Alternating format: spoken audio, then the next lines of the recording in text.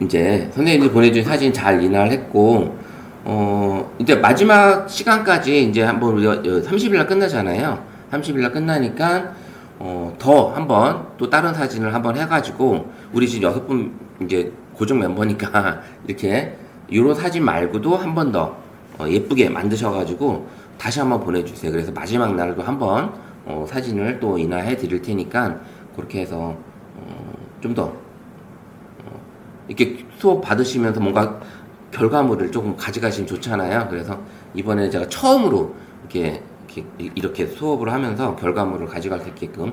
왜냐면 이제 제가 이걸 했는데 다른 강사님들이 이렇게 하는 분들이 많더라고요. 생각 외로. 그 다음에 현장에서 바로 인화를 해주는 경우도 없지 않아 있고요. 그래서 요만한 기계 프린터가 있거든요. 쪽 가지고 다니는 그 프린터가 있는데 그것도 지난번에 서희 그 청소년 축제 때 현장에서 출력을 해줬는데 반응이 생각 외로 좋았어요. 그 부모님들이 애들하고 아이들도 저 제미나이나 챗GPT로 자기가 원하는 희망 직업 같은 거 원하고 바뀌고 싶은 그런 걸로 해서 AI로 출력을 해줬는데 되게 반응이 좋았다고 하더라고요. 그래서 생각외로. 그래서 관심이 있구나라는 생각이 들었습니다.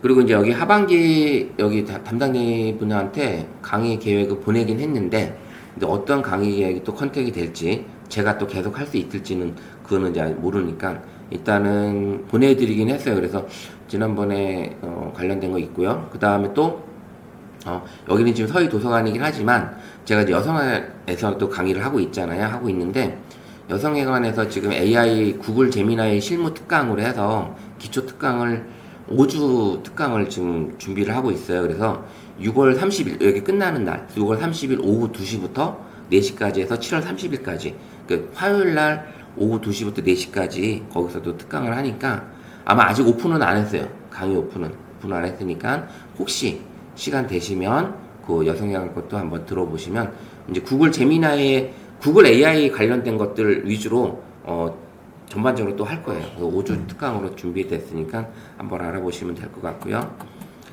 자, 이제 오늘은 이제 5번째 수업인데 지난주에 우리가 제미나이에 대해서 많이 해봤었잖아요. 제미나이에 좀 더 들어가 보려고 합니다. 제미나이에 들어가 보려고 하는데 오늘은 무슨 얘기냐면 이제 동화책을 만들어 보는 시간. 우리 가족만의 동화책, 그 다음에 우리 동아리의 동화책, 남한의 동화책, 우리 아이들의 동화책, 이런 동화책을 그냥 간단한 줄거리, 키워드 줄거리만 넣어줘도, 그 다음에 우리 아이의 이름이나 우리 자녀의 이름만 넣어서 만들어도 그 아이의 이름으로 들어가는 이런 동화책을 만들 수 있는 게 구글 제미나이 안에 들어 있습니다. 그래서 요게 이제 가끔 가다가 우리가 이제 이따 해보면 알겠지만 어떨 때는 잘 나올 때가 있고요. 지난주인가 다른 곳에서 수업을 하는데 누구는 되고 누구는 안 나오더라고요. 이게 또 그래가지고 구글 제미나이에 어린이 또는 성인을 위한 맞춤형 그림책을 만들 수 있는 코너가 있어요. 어떻게 보면 이 제미나이 코너가 있는데 어떻게 보면 앱입니다. 앱 동화책을 만드는 앱인데 이 앱이 이름이 뭐냐면 스토리북이에요. 스토리북인데 제미나이 안에 이게 들어 있고요. 아직까지는 베타 버전으로 되어 있는데 이게 이제 제미나이 안에 잼스라는 버전 안에 이게 이제 들어 있습니다. 잼스라는 그 안에 들어 있는데 요걸 보게 되면 어떤 일을 할 수 있냐면 스토리북이 자동으로 스토리텔링 간단한 키워드만으로도 기승전결이 있는 독창적인 이야기가 만들어지기도 하고요. 그 다음에 AI 사파가 바로 만들어져요. 그림이 그려져요. 그리고 내가 만약에 애니메이션 스타일로 그려줘 하면 애니메이션 스타일, 그 다음에 뭐 수채화 스타일로 했다면 수채화 스타일, 뭐 클레이 스타일 하면 클레이 스타일, 뭐 이런 식으로 내가 마지막에 요청하는 그림 스타일을 지정을 해주면 그 그림 지정된 스타일로 나오고요. 그 다음에 이제 맞춤형 제작에서 스토리와 사파 스타일을 자유롭게 편집해서 나만의 동화책을 만들 수 있다라는 겁니다. 그래서 처음에는 이제 페이지 수가 적었는데 지금은 그림 10페이지, 그 다음에 글자 10페이지. 그래서 책을 넘기면 왼쪽은 그림, 오른쪽은 글이 써져 있는 이런 책에 동화책이 만들어집니다. 제가 오늘 이거 챙긴다가 그 동화책을 못 가져왔어요. 다음 주에 제가 그 동화책을 만든 거를 가져와 볼게요. 그래서 아이디어를 입력을 하고 주인공이나 어떤 배경, 키워드 이런 간단한 아이디어를 입력을 해요. 만약에 그냥 우리 가족의 이야기를 담고 싶으면 우리 가족의 이름 하나씩 하나씩 적으면서 우리 가족은 그 이제 자녀들, 그 다음에 우리 나에 대한 성격, 그 다음에 남편에 대한 성격, 그 다음에 자녀들에 대한 성격을 하나씩 쓰시면서 그리고 나서 우리 가족의 이야기를 그려줘. 그림 스타일은 웹툰 스타일로 해달라고 해도 되고요. 이런 식으로 간단하게 입력을 해주고 나면 얘가 이제 그 이야기를 가지고 스토리를 만듭니다. 스토리를. 그래서 스토리를 만들고 그래서 동화책을 만들어준 걸 확인하고 그 다음에 이제 책으로 저장이 되든 그 다음에 음성으로 AI가 음성으로도 들려주기도 합니다. 들려주기도 하기 때문에 바로 만들어진 동화책을 음성으로 들려줄 수 있는 그런 기능입니다. 그 다음에 이걸 가지고 여러 가지를 만들어 볼 수 있어요. 그냥 우리 간단한 가족의 이야기 동화책을 만들 수 있는 게 아니라 역사 이야기 있잖아요. 역사 동화책 이야기를 만약에 조선왕조 왕에 대한 이야기를 쓰고 싶어. 그래서 그 조선이 탄생하게 된 이야기를 누구누구에게 할아버지가 자세하게 설명해주는 스토리북으로 만들어줘 라고 하면 그 이야기를 그대로 얘가 이제 찾아서 스토리를 만들어 줍니다. 그래서 이제 그런 이야기들 스토리 역사 이야기를 만들 수도 있고 그 다음에 우리 아이가 과학을 좋아한다면 과학에 관련된 이야기로 스토리를 책을 만들어 달라고 해서 각각의 과학의 특징 그런 기억 아니면 선생님들이 가지고 있는 우리 아이들이 가지고 있는 과학 책들 있잖아요. 그 책을 가지고 그 내용을 입력을 해서 그대로 책을 동화책을 만들어 달라고 하면 과학 동화책이 되는 거죠. 이제 그런 식으로 다양하게 스토리북은 뭐 본인의 아이디어를 어떻게 짜느냐에 따라서 만들어 줄 수가 있습니다. 그러면 가장 좋아하는 게 일단 동화책 안에 본인 이름이 우리 자녀들의 이름, 손주들의 이름이 들어가다 보니까 아이들이 더 좋아해요. 네, 그렇게 돼서 더 좋아하다 보니까 또 만들어 달라고 하기도 하고 이제 그런 것이 바로 이제 스토리북입니다.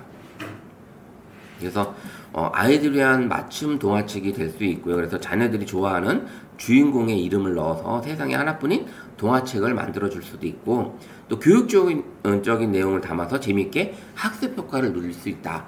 그래서 뭐 이천에 관련된 역사 이야기를 만들어 가도 되는 거고요. 아니면 이천 설봉 서원에 대한 역사 이야기를 담아달라고 해도 되는 거고 아니면 저 위에 영월함에 대한 이야기 뭐 설봉 호수에 대한 이야기, 삼형제 바위 이야기, 뭐 이런 것들을 하나씩 만들어 달라고 하면 그 이야기를 이제 풀어서 해준다라는 거죠.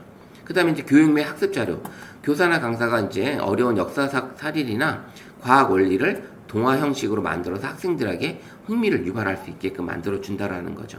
그래서 그 다음에 이제 얘가 AI가 아까 말씀드렸던 것처럼 AI가 음성으로 읽어주기까지 한다라는 거예요. 그래서 그런 이야기. 그 다음에 개인 창작 활동, 그림 실력이 없어도 머릿속의 아이디어를 시각적인 동화책으로 구현하여 나만의 포트폴리오를 만들거나 소중한 사람에게 선물도 해줄 수 있고 평상시 글을 쓰는 걸 좋아했는데 이거를 어떻게 내가 맨날 이제 그 블로그나 아니면 내 노트에다 적었던 거를 그걸 이야기를 싹 동화책에다 담아서 책으로 만들어 볼 수도 있는 거고 그래서 나만의 창작 활동으로 또 이야기를 꾸며갈 수도 있다라는 겁니다. 그래서 이렇게 다양한 활동을 해볼 수 있는 거죠. 스토리북을 활용해서. 그래서 또 심리치료 및 정서 발달에도 활용할 수 있다고 합니다. 상담사가 특정 정서적 어려움을 극복하는 내용의 동화를 맞춤 제작해서 아동의 심리치료를 활용할 수 있다는 거. 우리 아이가 어떤 심리적으로 뭔가 불안해한다든지 무서움을 불안해한다든지 이런 것들에 대해서 아니면 친구들과의 관계가 뭔가 조금 어려워한다든지 할 때 그런 것들을 풀어줄 수 있는 이야기로 동화책을 만들어 달라 할 수 있고요. 그 다음에 이제 기업 마케팅이나 홍보, 기업의 브랜드 철학이나 제품 스토리를 동화 형식으로 풀어내어 고객들에게 친근하게 다가가는 마케팅 콘텐츠로도 만들 수도 있다. 이거를 제가 이제 동화책을 만들었던 게 이거를 이제 작년인가요? 벌써 이렇게 했는데 그 병설 유치원 선생님이 아이들 졸업생들한테 선물을 하겠다고 저한테 이제 파일을 보내신 거예요. 그래서 딱 봤더니 이 스토리북으로 동화책을 만드신 거예요. 그래서 그 아이만의 선생님 다 알잖아요. 아이가 뭘 좋아하고 그다음 어떤 희망적인 내용이 그다음에 난 꿈에 미래에 뭐가 되고 싶다 이런 이야기가 다 있으니까 그거를 쫙 책에다 적어서 스토리북을 만들어 달라고 한 거예요. 그래서 하다 보니까 그 아이만의 동화책이 된 거잖아요. 그래서 각각의 그 졸업생 아이들한테 동화책을 다 만들어서 그걸 주시는데 이제 그거를 그냥 보낼 수가 없으니까 만드는 데가 모르시니까 이제 제가 사진을 찍고 졸업 사진을 찍어줬으니까 저한테 이제 의뢰를 하신 거예요. 그래서 제가 다운 받아서 일일이 페이지별로 캡처해서 그 다음에 이제 앨범 사이트에 들어가서 동화책을 만들어줬던 거죠. 그랬더니 그거를 이제 납품을 받고 선생님이 했는데 추가 제작이 또 들어온 거예요. 왜 또 추가 제작하세요? 했더니 교장 선생님이 보시고 학교 홍보 자료를 써야 되겠다고 그렇게 또 새로 만드신다고 그래서 추가로 교장 선생님한테 드려야 된다고 만드시더라고요. 그래서 이게 학교 홍보용으로도 충분히 가능한 책이 되더라고요. 그래서 요까지 보고 그러면 이제 스토리북을 어디로 가서 보냐 한번 스마트폰을 한번 켜볼게요. 자, 스마트폰을 켜보시고 이제 구글 제미나이를 한번 열어볼게요. 구글 제미나이. 자, 구글 제미나이를 지금 저도 무료 버전으로 가볼게요. 무료 버전으로.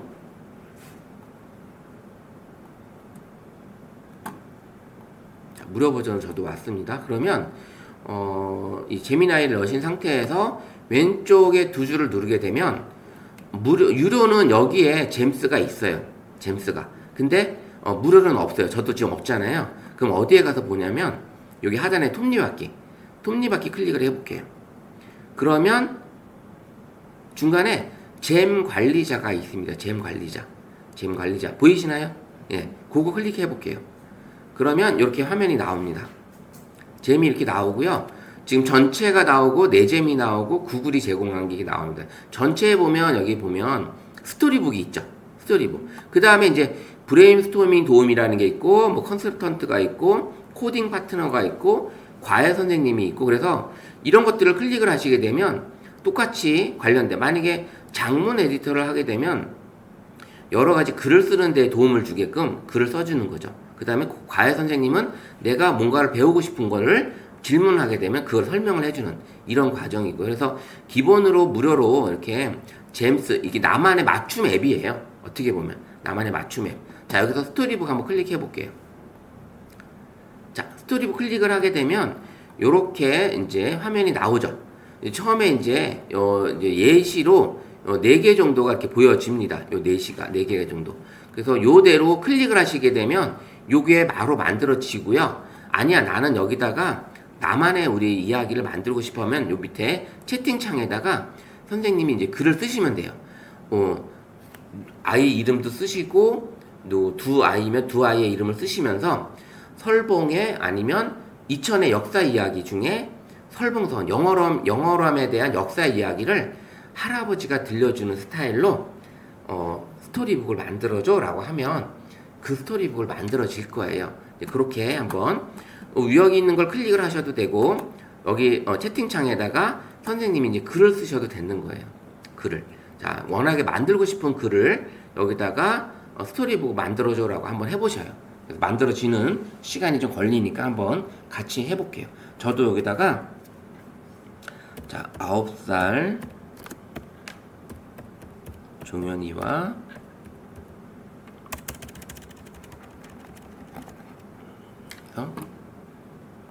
자, 9살 종현이와 7살 소연이에게 이천에 있는 영월함 역사 이야기를 할아버지가 들려주는 스타일로 클레이 스타일로 그림을 만들어줘.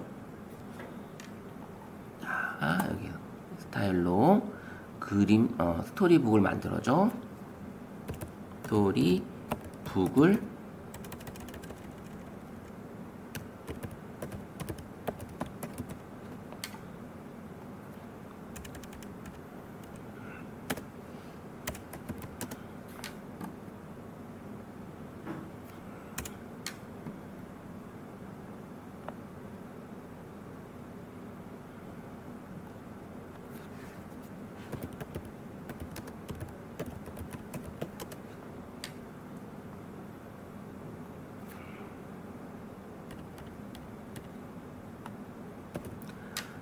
자, 이렇게 한번 해볼게요.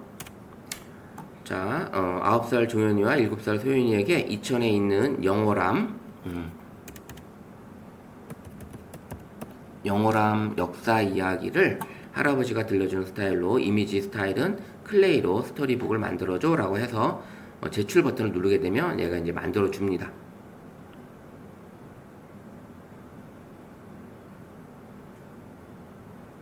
안 만들어 줄 때는 그냥 얘가 그냥 넘어갈 때가 있어요. 네.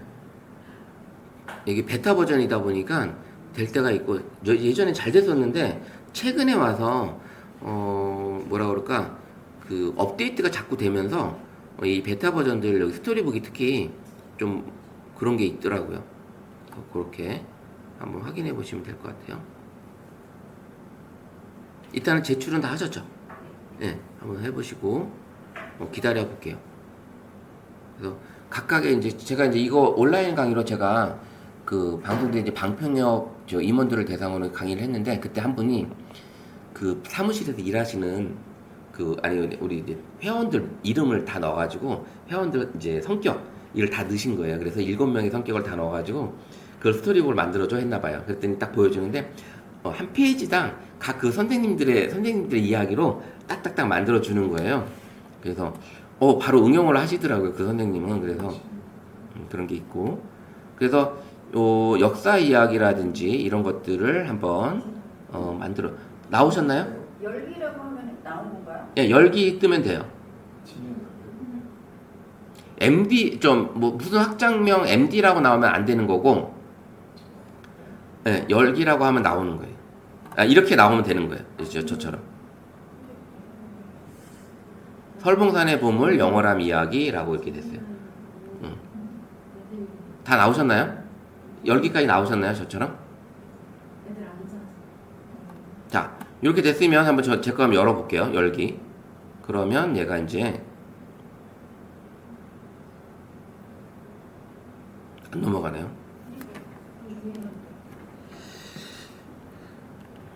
희한하네요. 원래 열기 한번 넘어가야 되는데.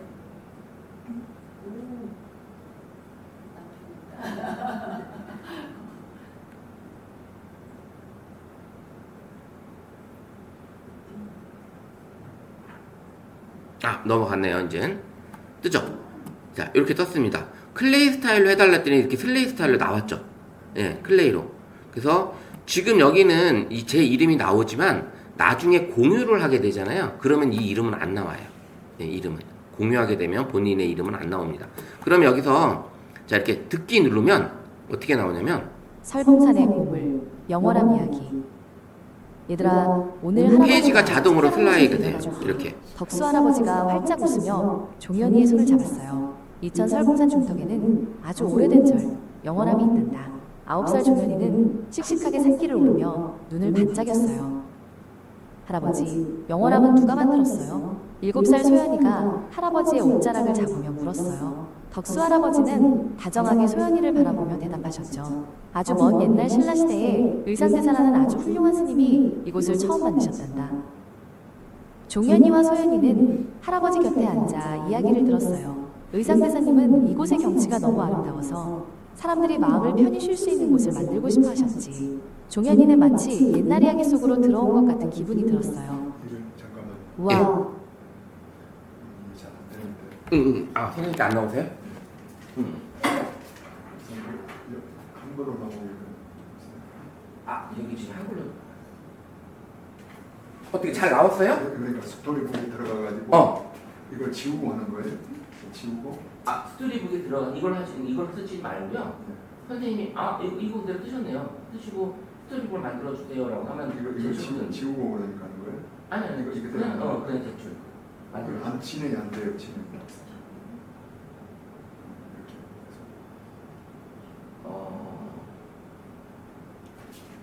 여기서 얘가 인터넷 속도가 지금 이게 안 잡히네. 와이파이로 그냥 가볼게요. 그러면 지금 선생님께 지금 안 되니까.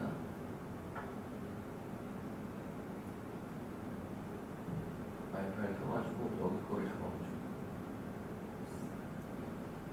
여기 지금 오늘 속도가 좀 나는 것 같으니까.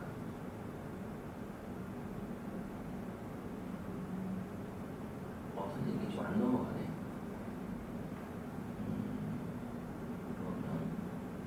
그러면 다시 한번 해보죠. 여기서 지금까지 아 그걸 누르지 마시고 선생님 그 이야기를 쓰고 싶어서 그냥 이야기를 그냥 써보세요. 이야기 만들어달라고 한번 해보세요. 자, 다른 분들 다 나오셨나요? 네? 다 나오셨어요? 선생님 안 나왔어요? 에러 안 났어요? 계정 인증하는. 아 아니 그래서 열개를 눌렀는데 뭘 하라고 했는데 없어져 버렸어요. 없어졌어요? 그 화면 다시 저도 아까 열기 안 나왔다가 나왔잖아요. 예, 다시 한번 해보시면 열기 다시 한번 열어보시고 계정 인증하는 거는 그 화면 처음 열은 거기 때문에 계정이 됐네. 만들어진 거예요. 계정 인증 때문에 만들어진 거고요. 자, 그래서 이렇게 진행이 안 돼요. 진행이 안 돼요? 근데 그 돌질 않아. 그게 지금 돌질 않고 있어요, 선생님께.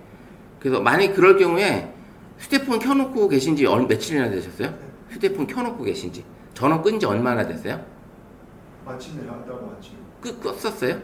전원 껐다가 다시 켜신 거예요? 예. 그런데 돌질 않으니까 지금 뭔가 좀 그러네요. 그래서 이렇게 휴대폰에서도 이렇게 보시게 되면 자동으로 열리는 게 보이시죠? 예, 그리고 아직까지는 얘를 동영상으로 다운을 받을 수는 없어요. 동영상으로는 그냥 이 상태로 보시고 PDF 파일로는 PC에선 다운이 가능합니다. PC 여기 보시면 열기된 상태에서 여기 보시면 여기 듣기 옆에 누르시게 되면 요거는 이제 음성 듣는 거고 그 다음에 요거 공유하기로 해서 이걸 가져갈 수 있고요. 이걸 가져갈 수 있고 공유하게 해서 그 다음에 요거를 PC로 가게 되면 제가 로그인을 뭘로 했지? 이 로그인 버전을 요게 어디 있는지 모르겠네. PC로 가져가면 지금 만약에 하게 되면 잠깐만 볼게요. 제가 PC 제미나에 제가 하나 켜서 제가 이제 프로 버전에서 만들었던 거를 한번 보여드릴게요.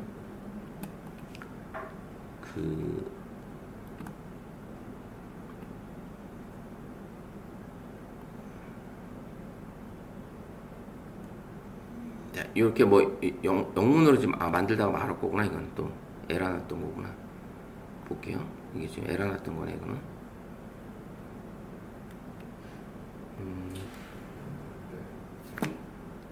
돌진 않아요? 선생님께?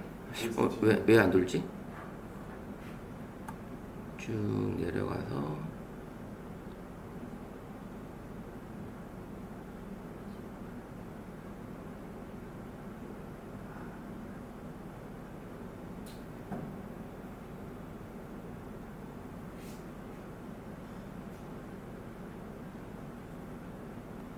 자, 여기 보시면 여기 이제 나왔는데 요거는 제작 스토리보드가 아닌데 이건 스토리보드 이야기 스토리고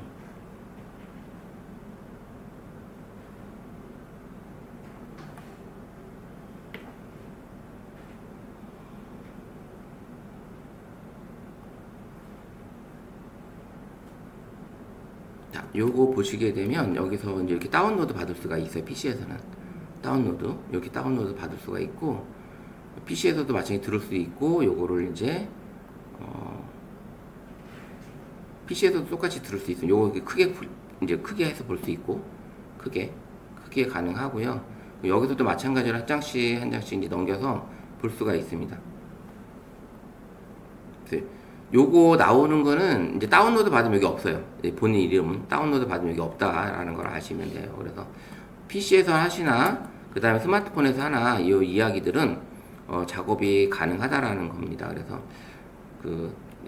보시면 요걸 열어서 이제 그 다음에 요 이야기들이 어떻게 하는 거냐 동영상으로 이제 보여주고 싶을 때는 제가 처음에 했을 때 이제 화면 녹화 기능 알려드렸죠. 화면 녹화. 그래서 화면 녹화로 선생님이 여기를 이제 영역을 지정을 해주고 아니면 전체를 다 하더라도 전체를 다 하고 나서 요거를 이제 한 장에 한 대 넘어갈 때 선생님이 조금씩 이제 이렇게 화면만 맞춰주시면 화면만 아까 듣기 할 때 보면 설봉산의 보물, 영원한 이야기. 이게 올라갔잖아요. 올라가는데 여기 좀 올라가. 이렇게 내가 이제 밀어주는 거죠. 이렇게 밀어주고 덕수 맞춰주고 할아버지가 이렇게 활짝 맞춰주는 웃으며 것만 선생님이 종현이의 손을 해주시면 잡았어요. 됩니다. 그러면 이천 설봉산 화면 중에는 녹화를 아주 어떻게 하는 오래된 거냐면 자, 이렇게 누르고 이걸 열게 하고 동영상으로 이제 이거를 만들고 싶다면 이렇게 한 상태에서 선생님들이 화면에서 이제 여기 화면 녹화 있었잖아요. 화면 녹화. 요거 화면 녹화. 요걸 클릭을 해서 전체 화면을 잡고 여기 미디어 내 마이크로 들어가면 안 되니까 미디어만 해놓고 녹화 시작을 누르는 거죠. 그럼 이렇게 녹화하고 플레이를 시작하는 거예요. 설봉산의 보물, 영원한 이야기. 얘들아, 오늘 할아버지가 아주 특별한 이렇게 소식을 조금씩 들려줬어. 올려서 덕수 화면을 할아버지가 맞춰주는 활짝 거예요. 웃으며 화면을 종현이의 손을 맞춰주면서 잡았어요. 다 이천 읽어가면 설봉산 중턱에는 아주 오래된 절, 영원함이 있는다. 9살 종현이는 씩씩하게 산길을 오르며 눈을 반짝였어요. 할아버지, 영원함은 누가 만들었어요? 이렇게 7살 맞춰주는 종현이가 거예요. 이렇게 할아버지의 맞춰서 문자라는 끝까지 걸 해놓으면 알았어요. 선생님이 요걸 덕수 가지고 할아버지는 다정한 유튜브 컨텐츠로 선생님이라고 올리셔도 되는 거예요. 대답하셨죠. 이 이야기를 아주 먼 그대로. 옛날 신라 시대에 의상대사라는 아주 훌륭한 스님이 이곳을 처음 만드셨단다. 종현이와 소연이는 할아버지 곁에 앉아 이렇게 이야기를 이제 들었어요. 의상대사님은 내가 녹화를 이곳의 경치가 해서 너무 아름다워서 동영상을 만들어서 이제 사람들이 화면 전체를 마음을 녹화를 쉴수 있는 곳을 했으니까 만들고 싶어 화면 하셨지. 전체를 했으니까 이걸 종현이는 어떻게 마치 편집을 옛날 이야기 하냐면 속으로 들어온 것 같은 기분이 들었어요. 우와, 자 이렇게 되면 이 영상을 저장을 하잖아요. 영상을 저장을 한 거를 이제 어디로 가져가냐? 우리가 이제 다음 주에는 이제 사진 관련해서 배우긴 할 건데 요걸 가져가면 갤러리에 이제 저장이 됐을 거 아니에요. 갤러리 이렇게 저장이 됐잖아요.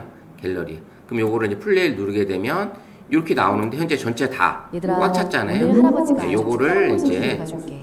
화면을 덕수 좀 할아버지가 잘라서 활짝 웃으며 하시면 되는 거예요. 종현이의 손을 그러면 잡았어요. 요거를 2000살 한번 볼게요. 중턱에는 아주 오래된 절, 영원함이 있단다. 자, 이걸 편집을 눌러서 화면을 자르기를 해가지고 내가 요렇게 자르시면 되는 거예요. 이렇게 잘라서 요 플레이하는 요것만 해놓고 다시 저장을 하는 거죠. 예, 이렇게 저장을 하게 되면 요 상태로 영상이 이제 다 잘린 상태로 저장이 되는 거예요.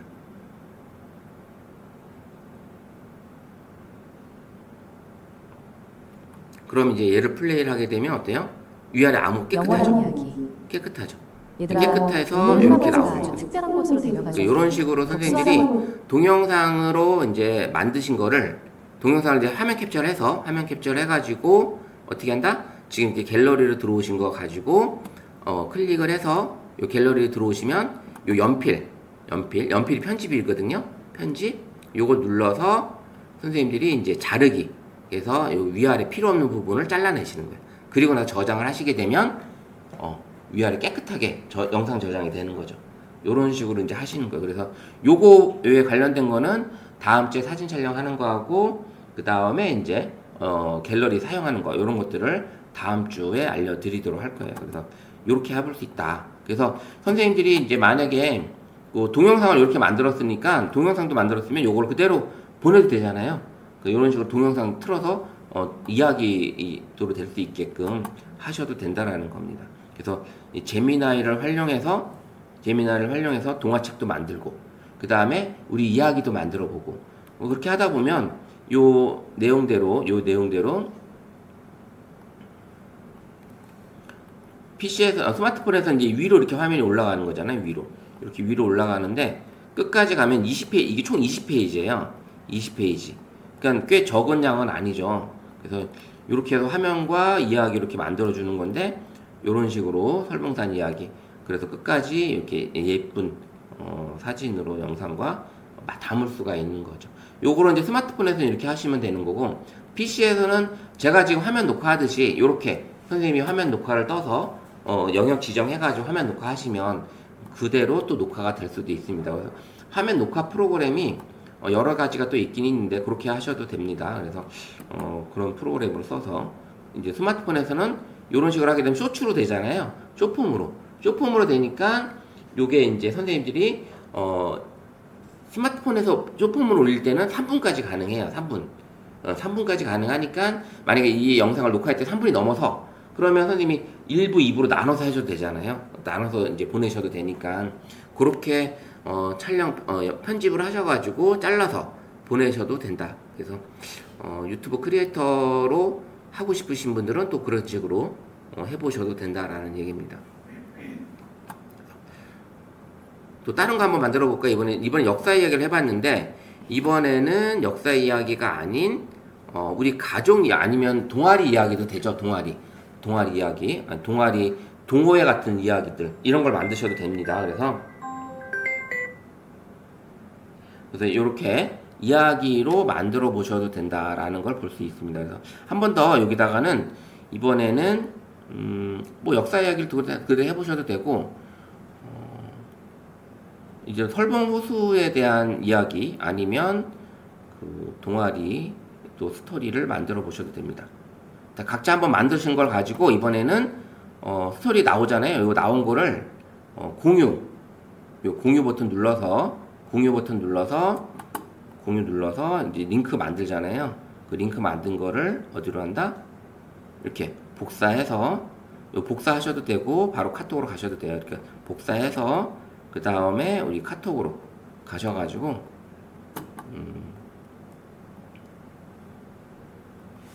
선생님들이 한번 여기다가 지금 이제 만든 걸 한번 올려보세요. 그래서 공유해서 같이 한번 어떤 걸 만들었는지 한번 확인해 볼게요. 그리고 이제 아직 이정 선생님 아직 안 되세요? 아직도?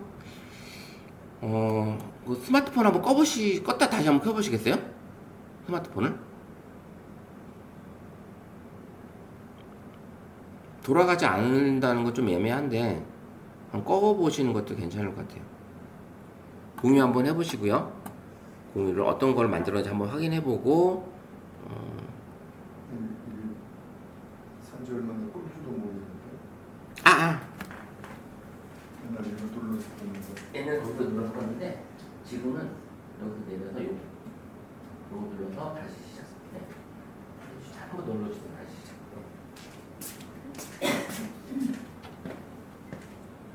자, 한번 동화책 만든 거 한번 보내주세요. 한번 공유 한번 해보세요. 우리 임선미님 올리셨고 그림 스타일이 뭘로 나오는지 한번 저도 보고 싶어요. 그림 스타일 지정했으면 나올 거고. 플레이 스타일에서 스펀지밥이라는 캐릭터를 아이가 좋아해가지고 그걸로 넣으셔서 하셨어요? 이게 지금 그거예요? 예. 스폰지밥을로 스타일로 해달라고 했더니 이렇게 나온 거죠? 예. 그쵸. 이 캐릭터, 그럼 이 캐릭터로 가지고 선생님이 이제 휴대폰을 좀 바꾸게 하는 그런 마음들이 좋아하겠네요. 그래서 이제 듣기까지 가능하니까 동영상 듣기가 가능하니까 이렇게 들어보시는 것도 괜찮고요. 자, 다른 분도 한번 올려보세요. 만드신 거 공유 되시잖아, 그죠? 자, 한번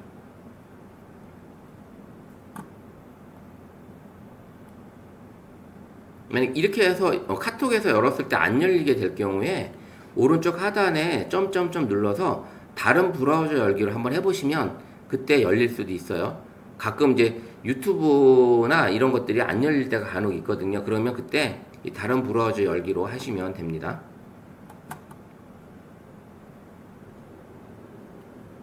이렇게 지금 스폰지밥으로 내용은 반짝이는 화면보다 더 빛나는 바다 이야기네요. 그렇죠? 일종의 바다. 휴대폰 사용 시간을 좀 줄이는 내용. 휴대폰 하면 줄이는 내용. 안 돼요? 희한하네. 왜 그럴까? 저는 열리지가 않아요? 뭐 만들어지기까지는 안 되면 열어볼게요. 근데 열기 하다가 서버려요?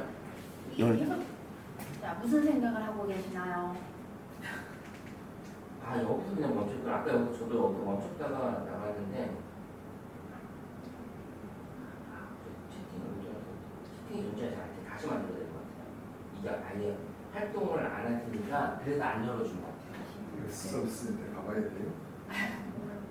글쎄요. 지금 이 상태에서 이걸 눌러도 원래는 가야 되는데 돌질 않네 진짜. 인터넷에 되어 있는데 와이파이. 이따가 지금 여기서 와이파이가 다 되는데 안 되면 한번 요 상황을 한번 보여주세요. 서비스센터에서 진짜 그거 한번 해보시는 게 나을 것 같아요. 자, 됐고, 자 다른 분도 올리셨죠? 네, 볼게요. 이번에는 자, 그림자 마을 안전. 이런 거는 오히려 엄마들이 더 잘하더라고요. 지금 안전 수호대. 예.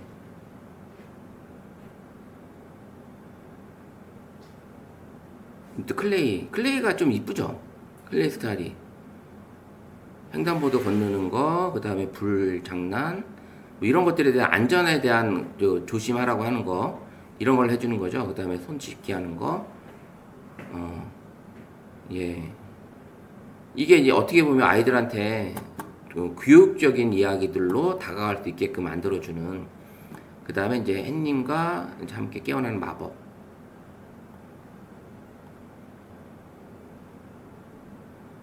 서진이와 윤서의 아침 선물. 자, 공유할 땐 본인 이름이 안 나오잖아요. 이렇게 공유하시게 되면 이름이 안 나옵니다. 자, 요거는 무슨 이야기일까요? 일찍 자고 일찍 일어나는. 예, 그쵸. 우리 저만 해도 맨날 그때 9시면 무조건 자라고 9시에 자고 7시에 일어나라고 했던 초등학교 기억이 있습니다. 그래서 할아버지가 들려주는 이천 마장 초등학교 이야기. 예. 마장 초등학교 이야기. 네, 마장 초등학교 이야기. 여기서 역사 이야기를 해주는 거네요, 그죠? 근데 요게 지금 요런 게 좀 깨지긴 했지만 그렇다고. 마장 초등학교 100년 정도 됐네요. 네. 근데 이 역사 이야기 진짜 이게 자료를 찾아서 이게 만드는 걸로 알고 있거든요. 그래서 정확한 거에 대한 거는 한번 확인을 해봐야 되긴 하겠지만 어쨌든 제가 역사 이야기 몇 군데 몇 권 그림책을 만들어 봤는데도 거의 이야기가 이제 그 역사 맞게 나오더라고요. 그래서 그 자료를 찾아서 하는 게 맞구나라는 게 보여집니다. 자, 이 그림책을 만들어 봤는데 어떻게 활용 많이 해볼 수 있겠죠? 제미나이에서 들어있는 잼 관리자 안에 무료지만 잼 관리자로 들어가서 동화책 만드는 거, 이렇게 그림 스타일을 내 마음대로 바꿔주시기 되고, 그 다음에 여기 스폰지밥처럼 이렇게 아이들이 좋아하는 캐릭터를 넣어가지고 만들어보는 방법, 이런 것들도 괜찮고요. 여러 가지 이렇게 해볼 수 있는 방법으로 이렇게 동화책을 만드는 시간 가져봤습니다. 자, 잠시 쉬었다가 두 번째 시간 진행하도록 할게요. 그래서 계정을 여러 개를 쓰시게 되면 내가 하나가 막혔다 하더라도 다른 계정에 들어가셔서 또 쓰시면 돼요. 그렇게 쓰시면 계속, 그리고 이제 요쪽 계정이 풀리는 시간 걸리잖아요. 한 시간 정도 걸리니까 그 한 시간이 지나고 나면 다시 또 그 계정에서 뜰 수 있고, 이렇게 할 수 있기 때문에 요게 지금 구글이 못되게 만들어 놓은 거예요. 어떻게 보면 예전에 없던 기능이거든요. 이게 사용량 한도 조절하는 게 없었던 건데 이거를 이제 얘네들이 만들어 놓은 거고, 그 다음에 이제 다른 데 같은 경우는 내가 유료로 돈을 결제를 했지만 그 유료 결제만큼 크레딧을 줘요. 10,000크레딧이나 20,000크레딧을 주는데 그 크레딧이 내가 한 달 동안 쓰다가 열흘 만에 다 썼어. 근데 그걸 다시 사야 되잖아요. 이제 그렇게 하는 데가 많습니다. 여기 이제 대부분의 사이트들이, AI 사이트들이 내가 유료로 썼지만 그 크레딧을 다 소모하게 되면 추가로 구매해서 또 써야 되는, 내가 한 달에 30,000원을 냈지만 30,000원을 하루 만에 다 썼다면 나머지 29일은 돈을 또 내서 또 써야 되는 거예요. 예, 그렇게 한 달 결제를 했지만 한 달 결제를 하루 만에 썼다 하더라도 어쩔 수 없어요. 그런 사이트들이 AI 사이트들이 많이 있습니다. 은근히. 그래서 근데 이제 챗GPT나 구글 제미나이 같은 경우는 이제 그렇게까지는 안 돼 있어서 그 요금제를 딱 쓰게 되면 그 요금제 안에서 그냥 마음껏 편하게 쓸 수 있게끔 만들어 놨는데, 이번에 바뀐 게 이제 이 사용량 한도를 넣어놨기 때문에 어쩔 수가 없는 거예요. 요거는 내가 딱 끝났는데, 여기 보시면 이제 4시간 뒤잖아요. 4시간 뒤에 내가 만약에 지금 100% 다 썼어요. 그럼 4시간 뒤에 초기화되는 거예요. 4시간 뒤에. 총 이렇게 11시니까 4시간 뒤에, 4시, 지금 5시간 뒤네요. 5시간 뒤에. 그죠? 4시니까 5시간 동안 내가 못 쓰는 거예요. 5시간 동안.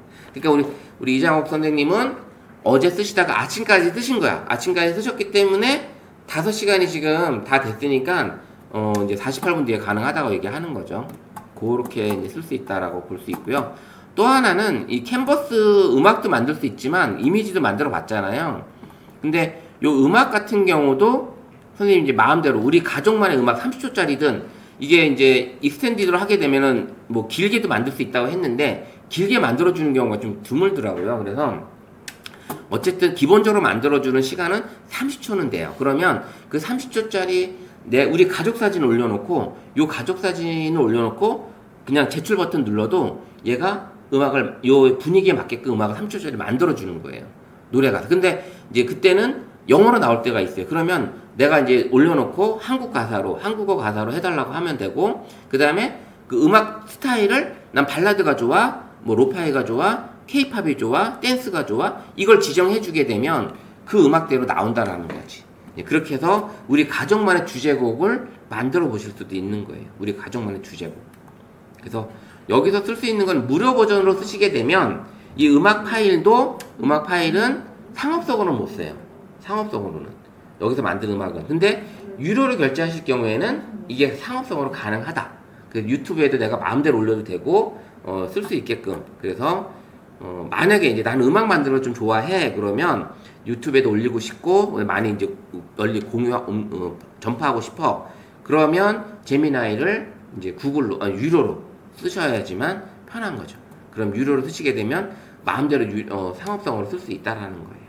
그래서 여기서 만약에 이제 사진을 올리잖아요. 여기 이제 음악을 보면 여러 가지가 나오는데 이걸 선택하셔도 되고, 난 여기 있는 것보다 나는 내가 하는 걸 선택하고 싶어. 그럼 하셔도 되고, 여기 케이팝을 올려놓고 여기 사진을 한 장을 지금 만약에 이 사진을 그냥 올려볼게요.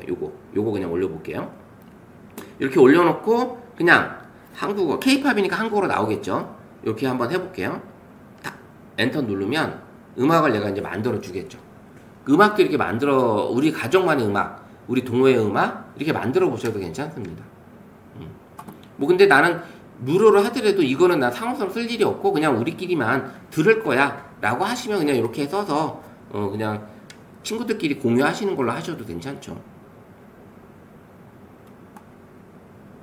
자, 요거까지만 해보고 지금 사진으로 넘어갈게요.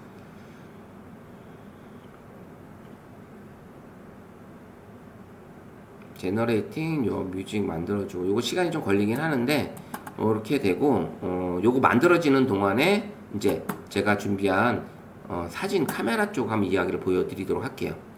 자, 스마트폰은 뭐 일상을 예술로 바꿔줄 수 있는 그런 시간이잖아요. 스마트폰 사진이 이제 감성이라고 할 수 있는데 스마트폰 사진을 촬영하시는 분, 사진 작가분들은 젊어진다라는 얘기가 있습니다. 근데 그거는 뇌 기능을 자극을 시키기 때문에 그렇대요. 뇌 기능을 자극을 시키고 또 여러 가지 육체적으로 또 활력을 가질 수 있다. 대체로 사진 작가분들은 사진을 찍기 위해서 저 포즈를 어떻게 찍을까 노력을 하고 구상을 하고 하잖아요. 그리고 그걸 찍기 위해서 카메라를 들고 이동을 합니다. 그러다 보니까 건강해요. 그래서 이게 이제 말로만 그런 게 아니라 그 일본의 사토 토미오 박사가 임상 결과로 노화를 방지하고 몸을 젊게 만든다라고 임상 결과가 나온 거예요. 이분도 사진 작가시면서 이렇게 뇌과학자입니다. 뇌과학자 사토 토미오가. 그래서 사진은 단순한 취미를 넘어선 최고의 뇌 건강 운동이다라고 볼 수 있어요. 선생님 사진 찍을 때 그냥 막 찍어요? 막 안 찍죠. 요 꽃 하나 이쁜 게 있으면 저거 이쁘다 가다 생각하고 요걸 어떻게 찍을까 요렇게 찍을까 잘 나오게 찍으려고 고민을 하죠. 그런 게 뇌를 움직인다는 겁니다. 그래서 움직이게 되고 손가락도 움직이게 되고 그 다음에 찍으러 가려면 또 거기까지 움직여야 되는 이런 게 있기 때문에 사진을 찍으시는 분들이 젊어진다라고 얘기를 합니다. 대체로 이제 사진작가 저희 사진관에 와서 이제 인화하시는 작가분들이 여럿이 계시는데 그분들은 저보다 연세가 다 높은데도 불구하고 저보다도 더 건강해요. 이 육체적으로 건강도 하시고 사진 찍으러 막 새벽같이 막 여행 가시기도 하고 비행기 타고 해외로도 나가시기도 하고 이런데 엄청 건강하십니다. 진짜. 근데 나이에 비해서 진짜 건강하세요. 보통 70대 이렇게 되셨는데도 나이에 비해서 되게 건강하시고 생각도 다양하게 하시는 것 같더라고요. 그래서 사진을 찍으시는 분들이 젊어진다라고 보시면 될 것 같습니다. 그래서 여러분들도 우리가 가지고 있는 스마트폰 열심히 사진도 찍어보시면 젊어질 수 있는 그런 기회가 될 수 있다라고 볼 수 있습니다. 그래서 과거에 이제 사진은 뭐 다큐멘터리 역사적인 어떤 그런 사실 전달 중심의 기록이었다면 지금은 이제 소통 언어가 됐죠. 소통 언어. 저 사진만 봐도 어떤 사진인지 알게 되고 어디서 찍었는지 이야기가 나올 수 있고 그런 이야기와 감정을 전달할 수 있는 방식으로 바뀌었다라는 얘기입니다. 그래서 일상의 이야기를 타인과 공유하는 소통 창구가 되어 가고 있다. 그래서 사진 한 장만 친구한테 보내고 자녀한테 보내고 손주들한테 보냈다 하더라도 이 사진이 뭐야?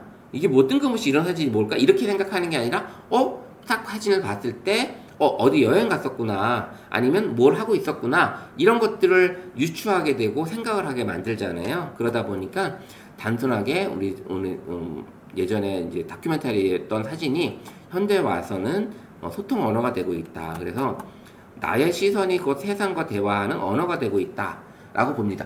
뭐 아마 보이지 않게 선생님들도 경험을 하셨을 거예요. 그냥 카톡방에 사진 하나 뜬금없이 올라왔는데 이게 왜 올렸을까? 그리고 삭제하는 경우는 거의 없잖아요. 그걸 보시고 이게 관심이 가는 사진이었다면 어디 가서 찍었네, 어디 여행 갔네, 어디 뭐 맛집에 갔네 이렇게 해서 소통을 할 수 있는 내가 아무런 이야기를 닿지 않아도 소통이 되는 그런 사진이 될 수 있다라는 겁니다.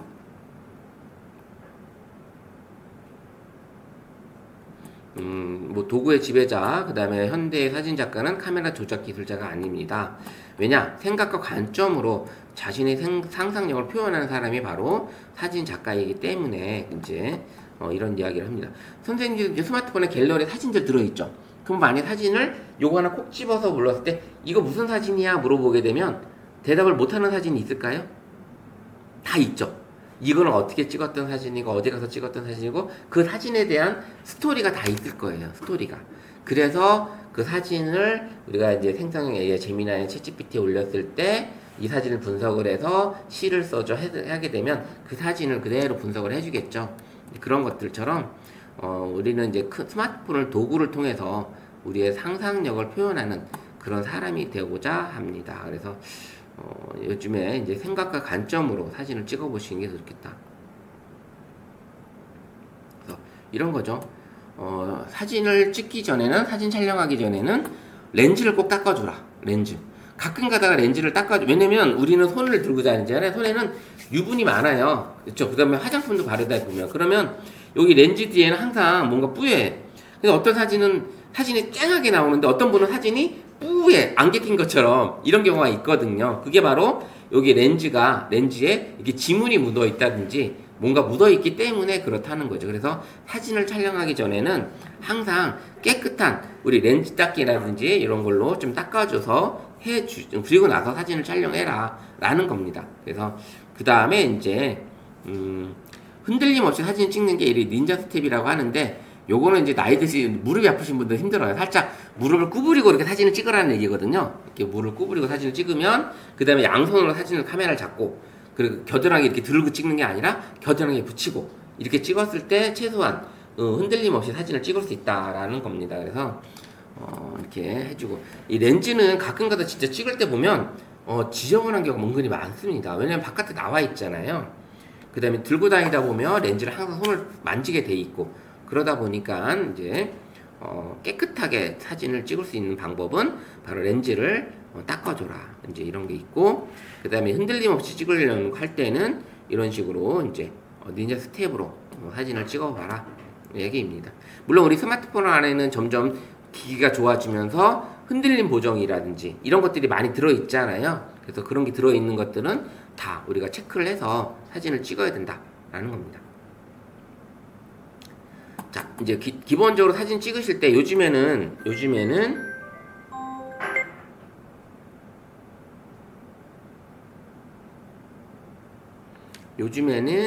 요런 이제 크기 예전에는 이거였어요. 4:3 기본이었어요. 4:3이. 근데 요즘에는 16:9나 1:1이나 아니면 새로 9:16이었죠. 16으로 바뀌고 있죠. 그래서 이렇게 사진 비율 자체도 많이 바뀌고 있다. 그래서 내가 원하는 어떤 스타일 이런 크기대로 사진을 바꿔서 특히 1:1 같은 경우는 이게 인스타그램 많이 쓰죠. 인스타그램은 정사각형이 많이 올라가는 편이거든요. 요즘엔 조금 많이 바뀌긴 했지만 4:3 비율도 많이 올라가고 있긴 하지만 예전에는 이제 오로지 1:1만 올라가게끔 만들었던 그런 기억이 있습니다. 그래서 이렇게 사진을 찍을 수 있다. 비율에 대한 것도 이제 알고 계시면 좋겠다. 그 다음에 이제 황금 분할의 마법 격자선, 카메라 설정에서 수직 수평 안내선이라는 게 있어요. 여길 들어가서 이제 요거 보시고 이제 같이 세팅을 할 건데, 이게 수직 수평 안내선 이렇게 화면에 이게 라인이 보입니다. 이 라인을 활성화 시켜줘야지만 사진 찍을 때 이게 분할도 잘하고 그 다음에 수직도 되고 수평도 맞출 수 있는 이런 것들이 가능하고요. 그 다음에 이 교차되는 점에 피사체를 위치시켜라. 교차되는 점에. 그래야지 완성된 구도가 나올 수 있다. 그래서 이 교차되는 점에 피사체를 위치시키고, 그 다음에 이 3분할 선에 의해서, 황금 분할 3분할 선에 의해서 풍경 사진을 찍으실 때도, 지금 이거 같은 경우는 지금 거의 태양과 풍경이 1대1 기준이지만, 어떨 때는 하늘이 더 이쁘면 하늘을 더 6칸을 다 쓰고, 나머지 3칸을 땅으로 쓰는, 이런 것들이 가능하고요. 그 다음에 만약 바다를 찍으러 갔는데, 하늘에 떠 있는 구름보다, 하늘보다, 바다에 보이는 이런 윤슬이 너무 이뻐. 그러면 풍경 사진 찍으실 때, 이렇게 6개로 촬영을 해주시면 좋을 것 같아요. 그래서 1대2냐, 2대1이냐, 이렇게 풍경 사진을 잡아주시는 것도 구도에 상당히 좋다. 물론 1대1로 찍으시는 것도 나쁘진 않지만, 뭐를 표현하느냐에 따라서 강조하고 싶은 구역이 있잖아요. 하늘을 더 강조할 거냐, 땅을 더 강조할 거냐, 바다를 더 강조할 거냐, 하늘을 강조할 거냐, 아니면 산을 더 강조할 거냐, 하늘을 강조할 거냐, 이런 것들에 따라서 선생님 풍경 사진 찍으실 때는 이렇게 비율에 맞춰서 찍어줘야 된다라는 겁니다. 이 격자선은 이따가 설정에 들어가서 한번 확인을 해보도록 할게요.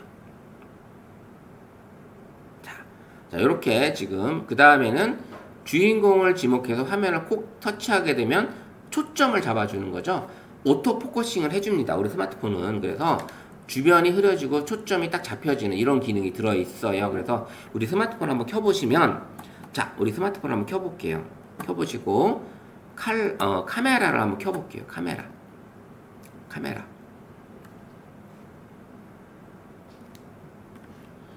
자, 이제 카메라를 켜시게 되면, 지금 저는 지금 이렇게 격자선이 보이죠?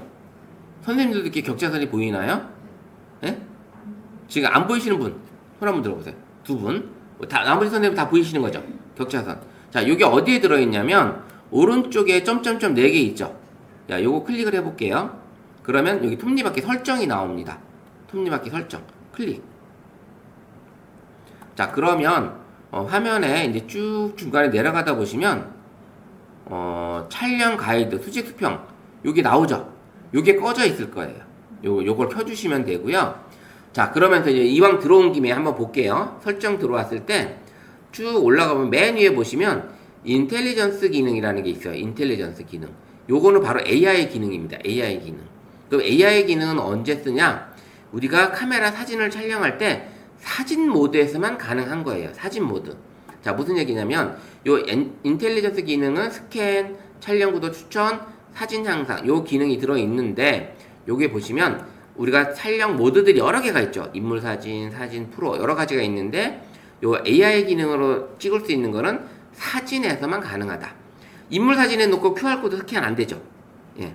그런 식으로 사진 모드에서만 요 스캔 기능을 눌러보게 되면 문서 스캔, 텍스트 스캔, QR코드 스캔이 있을 거예요. 그래서 스캔이 가능하다. 그래서 이제 텍스트 스캔이 뭐예요? 이미지 내에 있는 글씨만 내가 뽑아올 수가 있어요. 이런 기능이 들어 있습니다. 그래서 텍스트 스캔도 해놓고, QR코드 스캔은 사진 모드에서 제가 하라고 했었죠. 스캔하는 거, QR코드. 이게 가능한 겁니다. 자, 그러면 한번 보게 되면, 이 스캔이 지금 문서 스캔도 되어 있고 텍스트 스캔이 되어 있잖아요. 그러면 그냥 사진 모드로 갔을 때는 얘가 아무것도 안 떠요. 글씨, 이미지 촬영 화면 안에 글씨가 없을 때는 여기에 텍스트 스캔한다는 이미지가 없습니다. 그게 버튼이. 그 대신 만약에 얘를 요렇게 놓고 여기 글씨가 있을 경우에 딱 오면은 얘가 바로 요게 뜹니다. T가 인식을 하는 거예요. 요게 AI 기능이에요. 만약에 인물 사진에 갖다 놓잖아요. 안 떠요. 이건 없습니다. 오로지 사진 모드에서만 가능한 거예요. 사진 모드에서만. 자, 그러면 저 위에 뒤에 보시면 지금 한번 쭉 당겨서 여기 글씨 있죠? 이걸 놓게 되면 자, 이 상태. 그럼 어떻게 돼요? 글씨 뜨죠? T. 자, T를 누르게 되면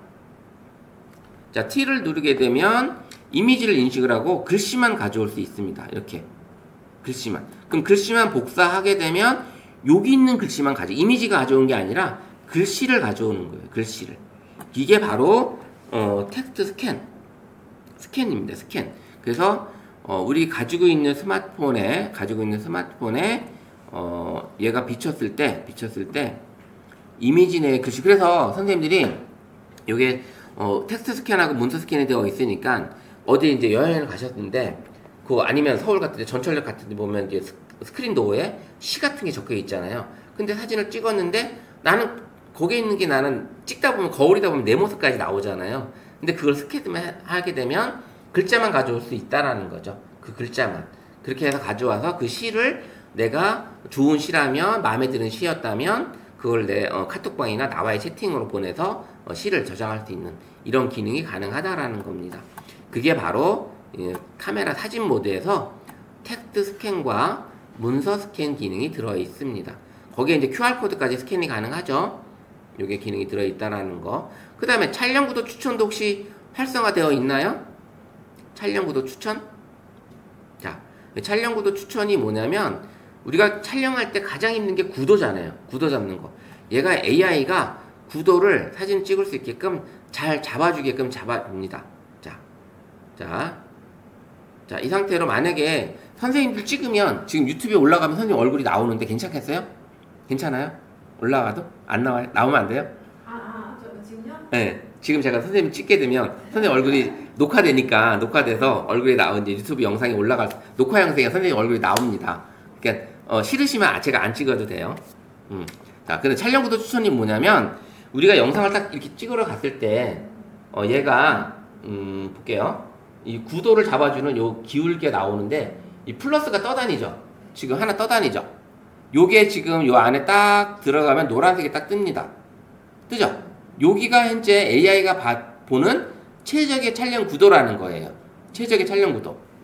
그래서 이 촬영 구도 추천에서 여기 플러스가 있는데 이 플러스가 떠다닙니다. 떠다니는 게 요게 가운데에 딱 맞아지면 정상적인 촬영 구도라고 AI가 잡아준 촬영 구도예요. 그래서 그렇게 잡아주시면 됩니다. 그래서 이제 그 촬영 구도 추천이라는 게 활성화 시켜주시면 처음에는 한번 써보실만 해요. 그래서 구도 추천 해보시고, 그 다음에 이제 여기 사진 향상을 누르게 되면, 사진 향상 있죠? 누르게 되면 장면별 최저 촬영이 있어요. 맞춤 촬영. 요거 누르기 전에 아마 바깥에 나와 있으신 분들도 있을 거고, 요 장면별 맞춤 촬영은 뭐냐면, 카메라가, 이 사용자가 뭘 찍고 있는지가 인식을 하는 거예요. 사람을 찍고 있는지, 꽃을 찍고 있는지, 풍경 사진을 찍고 있는지, 일몰을 찍고 있는지, 일출을 찍고 있는지, 이거를 얘가 인지를 하는 거예요. 그래서 거기에 최적의 밝기와 색상, 대비를 자동적으로 잡아주는 기능이 장면별 맞춤 촬영입니다.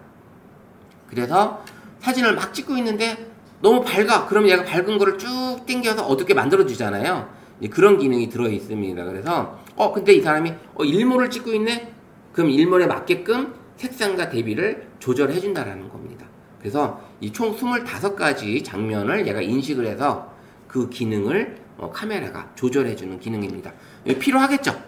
네, 이걸 켜놓으시는 게 좋습니다. 일단은 자, 이렇게 해주시고 그 다음에 쭉 내려가 보면 워터마크라는 게 있는데, 워터마크는 내 사진 안에 이름이나 날짜나 요걸 넣어줄 수가 있어요. 찍으실 때. 그래서 요걸 켜놓으면 이렇게 되는 거예요. 이걸 꺼놓으면 이게 없어지는 거고요. 이거 켜놓으면 요 이름이 나오는 거예요. 그래서 내가 표시할 정보 3가지를 선생님들이 체크할 수가 있습니다. 안 하시면 안 나와요. 예. 근데 표시하고 싶다? 그럼 이렇게 나오는 거죠. 그럼 사진을 찍으면 사진 오른쪽 하단에 이렇게 이미지 안에 박혀서 나오는 거예요. 예전에 우리 필름 카메라 쓰실 때 날짜 나오는 게 있었잖아요. 그 기능이라고 보시면 돼요. 그래서 필요하시면 활성화, 아니면 꺼놓으시면 됩니다. 그 다음에는 이제 동영상 형식이 있는데 동영상 형식이라고 메뉴 혹시 있나요? 동영상? 요거 같은 경우는 우리 눌러보면 HEVC라는 효율이 있는데 요거는 동영상 파일을 압축시켜서 용량을 적게 만들어주는 기능이기도 해요. 근데 많은 스마트폰에서 못 볼 수가 있어요. 이거는 고효율이다 보니까 많은 휴대폰에서 못 볼 수가 있고, H.264는 호환성이 높아요. 웬만한 TV나 컴퓨터나 다 모든 플레이어에서 볼 수 있는 게 바로 H.264예요. 그래서 요걸 놓고 촬영할 수 있게끔 하시면 누구든 볼 수 있다. 내가 찍은 영상을 공유를 했을 때 딱 클릭했는데 HEVC 했는데 안 보이는 사람도 있어요. 안 보이는 사람. 그러신 H.264는 모든 사람들한테 다 보인다 라고 볼 수 있습니다. 그 다음에 이제 손떨림 보정 같은 경우는 있으면 무조건 동영상 손떨림 보정도 체크. 그 다음에 이제 자동 FPS는 초당 촬영하는 사진 프레임 컷수예요. 그래서 동영상에 요거를 자동을 해주시면 얘가 알아서 최적화 시켜주는 기능입니다. 그래서 우리가 예전에 형광등이 초당 60번을 깜빡이는데 60초 깜빡인다고 했잖아요. 1초에 60번.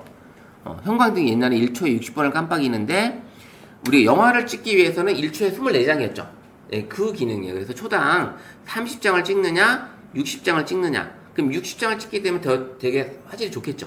네, 선명하게 나올 수 있고, 그 다음에 슬로우를 했을 때도 얘가 천천히 이미지가 퀄리티가 좋게 나올 수 있습니다. 이런 기능이 들어있다라는 겁니다. 그 다음에 이제 대상 추적 AF도 활성화 시켜주시는 게 좋겠죠.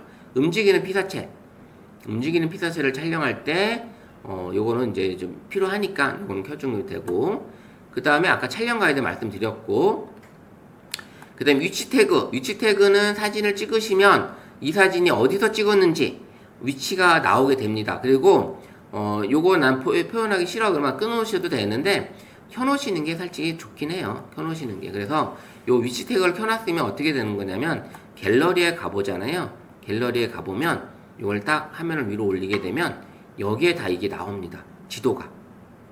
그 구글 지도가 나오고, 그다음 언제 찍었는지, 몇 시에 찍었는지, 어디에 저장되는지, 그 다음에 카메라가 뭔지 이렇게 다 나오고 지도까지 다 나옵니다. 그럼 지도를 딱 클릭을 하게 되면 현재 이 지도가 다 나와요. 제 스마트폰 안에 있는 사진이 이렇게 다 어디서 찍었는지가 다 나옵니다. 어디서 찍었는지. 그러면 이렇게 쭉 당겨 보면 우리나라 전도가 다 나오죠. 이렇게 나옵니다. 이렇게 저는 지금 이렇게 중부지방에서 놀고 있습니다. 중부지방에서 놀고 있는데 보이죠? 네, 좀 내려가서 찍은 게, 예전에 여기서 찍었던 사진들이 있는데 싹 다 날렸어요. 제가 잘못 스마트폰을 건드리는 바람에 PC하고 스마트폰이 연결되는 걸 모르고 PC에서 제가 지워버린 거예요. 그러는 바람에 이제 날라갔죠. 그래서 그런 경우가 있었습니다. 그래서 그때는 복구가 안 되더라고요. 이렇게 지도가 다 나옵니다. 이렇게 지도가 나오는 거 이렇게 나오고요. 그 다음에 사진을 또 여기는 이제 갤러리에서 사진을 또 올렸더니 여기에 리마스터라는 게 뜹니다. 리마스터. 요거는 뭐냐면 AI로 사진을 보정해 주는 거예요. AI로. 그래서 사진을 잘 찍었는지 못 찍었는지 요걸 딱 클릭하게 되면 AI로 얘가 밝기 조절이라든지 선명도 조절이라든지 이런 걸 해줘요. 딱 누르면 얘가 이제 리마스터를 합니다. 리마스터를 해줘요. 그러면 한번 크게 확대해 볼게요. 아이고, 이게 지금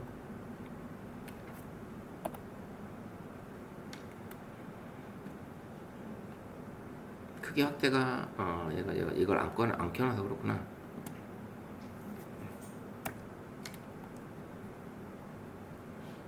잠깐만요. 전체 화면 제가 여기서 이걸 안 켜놔서 그런 것 같아요. 여기서는 또 안 된다고 그러네. 지금 바로는. 자, 그냥 볼게요. 여기서 지금 보게 되면 아까 이제 리마스터를 했는데 왜 지금 이게 나오냐. 자, 리마스터를 누르게 되면 얘가 해줍니다. 해주는데, 자, 사진을 보시게 되면 이렇게 돌려보면 밝기가 조금 달라지는 게 보일 거예요. 자, 여기 이제 키워볼게요. 키워보면 자, 선명도가 어떻게 돼요? 더 좋아졌죠? 네, 요런 게 보입니다. 여기도 마찬가지로 키우면 사진이 선명도가 달라졌죠. 예, 요런 식으로 선명도를 볼 수가 있어요. 그래서 이렇게 맞으면 이 상태에서 저장, 그럼 바로 덮어 쓰는 거고, 다른 파일을 하게 되면 다른 파일로 이런 식으로 확인이 가능합니다. 그럼 여러 사진을 내가 찍었는데, 갤러리에서 찍었는데 사진을 보게 되면 요런 사진을 찍었어요. 그럼 요거를 좀 이쁘게 다시 한번 리마스터를 해보고 싶다, 딱 클릭하면 사진을 얘가 예쁘게 만들어 주는 거예요. AI 기능이 갤러리에서 요게 가능하다. 갤러리에서 요런 기능이 가능합니다. 요게 AI 기능이에요. 이제 리마스터 기능이 AI 기능. 사진을 클릭을 해서 위로 올리게 되면, 위로 올리면 이 리마스터 기능이 뜹니다. 요게 안 뜨는 사진은 사진을 잘 찍은 거야. 필요가 없는 사진들이에요. 자, 이렇게 해서 카메라를 켰을 때, 이제 그렇게 설정해서 나오는 것들 중에 위치 태그도 있었고요. 그 다음에 좌우 반전 없이 셀피 저장은 이제 켜져 있나요? 꺼져 있나요? 좌우 반전 없이 셀피 저장. 켜져 있죠? 예, 켜져 있으면 나는 좌우 반전이 안 되는데, 뒤에 글씨가 만약에 인증샷을 찍었을 때 뒤에 글씨가 반대로 나옵니다. 한번 셀카로 한번 찍어보시면 돼요. 이렇게 셀카로 찍어보시면, 저기 생각하고 실험하고 도전해봐. 여기 있잖아요. 여기 벽에도 있고요. 한번 활성화 시켜놓고 한번 찍어보시고요. 다들 같이 한번 해보세요. 활성화 시켜놓고 셀카로 찍어야 돼요. 셀카 찍는 거. 셀카 이거는. 셀카 찍는 건데, 셀카 찍었을 때 글씨가 이거 활성화 시켜놓고 찍었을 때는 어떻게 나오는지, 그 다음에 꺼놓고 찍었을 때는 어떻게 나오는지 한번 해보세요.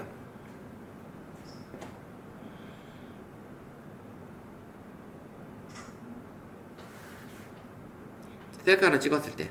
그러면 이제 켜놓고 찍었을 때는 글씨가 거꾸로 나오고, 이걸 꺼놓고 찍었을 때는 글씨가 바로 나올 겁니다. 그죠? 그러면 이걸 꺼놓고 찍어야지만, 선생님들이 만약에 인증샷 같은 거 내가 찍고 싶다, 글씨 배경이 나오고 어떤 그런 간판이 나오고 이런 거 찍고 싶을 때는 선생님이 이걸 좌우 반전 없이 셀피 저장, 이거를 활성화를 안 하고 비활성화 시켜야 됩니다. 비활성화. 가끔 가다 연예인들이 셀카 찍어서 뒤에 이제 간판들이 자기 간판 홍보한다고 찍어줬는데 간판이 거꾸로 나와요. 네, 그런 게 있거든요. 그게 여기를 켜놔서 그런 겁니다. 간판이 똑바로 보여야 되는 것도 없잖아, 있으니까 그렇게 해서 해주셔야 된다. 예. 그 다음에는 이제 촬영 방법, 화면을 위아래 밀게 해서 화면 전환하는 건 아실 거니까 촬영 방법을 한번 눌러보면, 여기 음량 버튼으로 사진 촬영을 할 거냐, 아니면 화면 확대 축소할 줌 기능을 쓸 거냐, 소리 제어로만 할 거냐, 이렇게 세 가지 방법이 있습니다. 그래서 측면 버튼으로, 여기 측면 음영 버튼 있잖아요. 여기 음영, 여기 측면에 있는 거, 여기를 눌러서 사진을 찍을 수가 있어요. 예, 이 기능이 가능한 겁니다. 이 기능이 들어있고요. 그 다음에는 또 음성으로도 선생님들이 촬영할 수 있잖아요.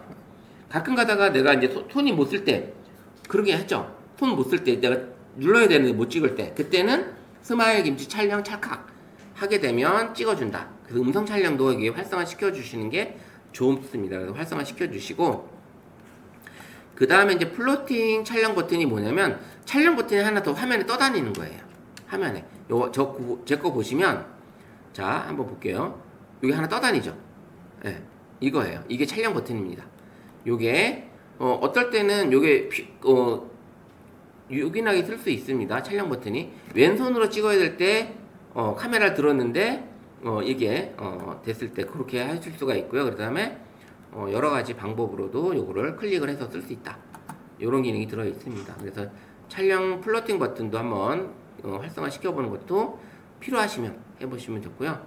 그 다음에는 셀카 찍을 때 손바닥 내밀고 찍는 거. 이건 다들 아시잖아요. 그쵸? 셀카 찍을 때 손바닥 내밀면 얘가 인식을 해서 하나, 둘, 셋 해 찍는 거.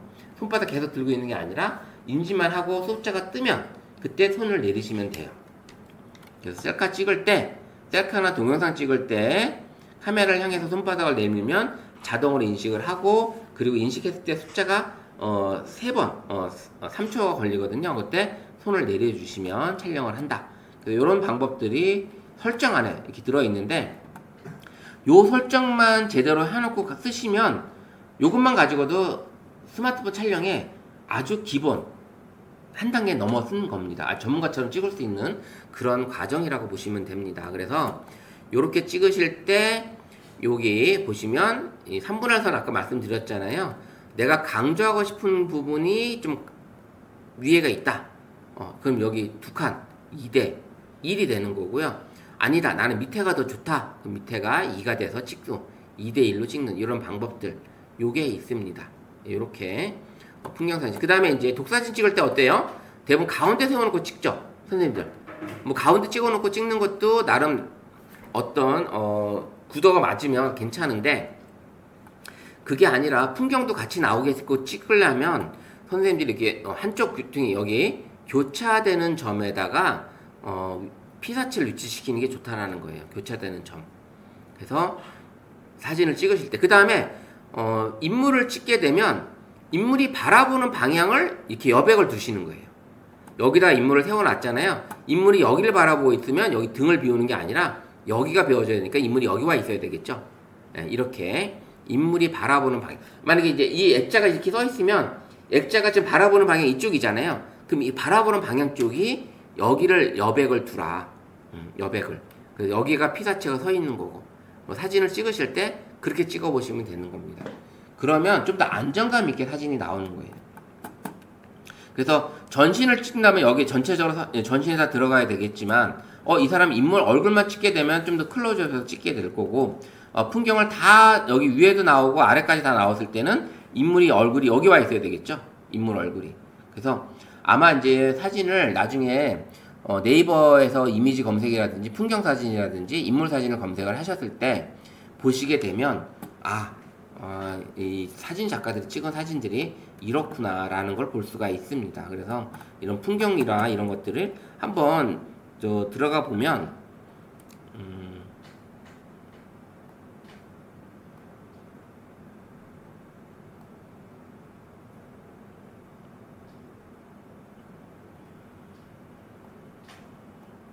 뭐냐면 지금 한번 얘가 여기서 보시게 되면 구글로 가서 제가 이제 주로 많이 사진을 이제 보시는 게 어디서 보냐면 핀터레스트라는 곳이 있어요. 핀터레스트라는 사이트가 있는데 여기서 이제 사진을 좀 검색을 해보시면 이렇게 예쁜 사진들이 많이 있어요. 그래서 이런 사진을 찍을 때 여기 보시면 이 사진도 보면 여기 피사체 여기 3분할로 나누게 되면 어때요? 여기 지금 얘가 피사체 여기 밑에 쪽에 와 있죠? 밑에 쪽에. 그리고 여기 전체적인 풍경이 다 나오는 거고. 이런 식으로 아이를 잡아준다라든지. 정면을 찍었을 때 이렇게 가운데 센터에다 놓고 찍으셔도 돼요. 이것도. 그럼 요거는 풍경과 같이 어울리게끔 나오잖아요. 그 다음에는 요렇게, 요런 거 찍을 때도 센터로 오면 안 되겠죠. 사진이. 센터로 오면 안 되겠죠. 요게 사진을 봤을 때 요게 이제 3분할 선에 걸리죠. 3분할 선에 딱 걸리는 겁니다. 그래서 이렇게 사진을 찍어줄 수 있는 방법. 요거는 이제 요 아이가 바라보는 방향 쪽 똑같죠. 위에도 요런 식으로 찍어볼 수 있는 겁니다. 사진을 이렇게 찍어볼 수가 있고요. 그래서 이제 그 다음에 야외 인물 사진 같은 경우 요런 둘 같은 경우도 3분할 선을 해보게 되면 두 라인에 다 서 있어요. 아이가 두 라인에 서 있다라는 거. 요것도 마찬가지고요. 요런 사진을 찍을 때 여기를 또 가깝게 놓고 찍는 게 아니라 전체적인 분위기를 살려서 찍어보는 거. 예, 요렇게 사진 모드 찍으실 때 요런 사진들. 그래서 남이 찍은 사진들을 많이 보는 것도 중요해요. 요 아이들을 많이 찍어주시잖아요. 이렇게 찍어줄 때 이렇게 찍어주시라는 거죠.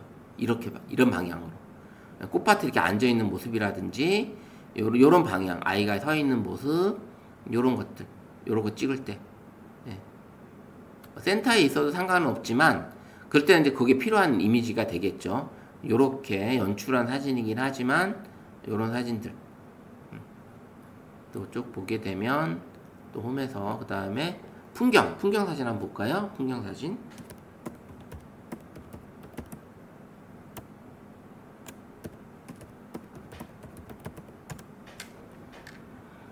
풍경 사진 같은 경우도 이렇게 여기 보시면 인물은 작지만 전체적인 표현을 해주는 거 요런 사진 많이 찍으시더라고요.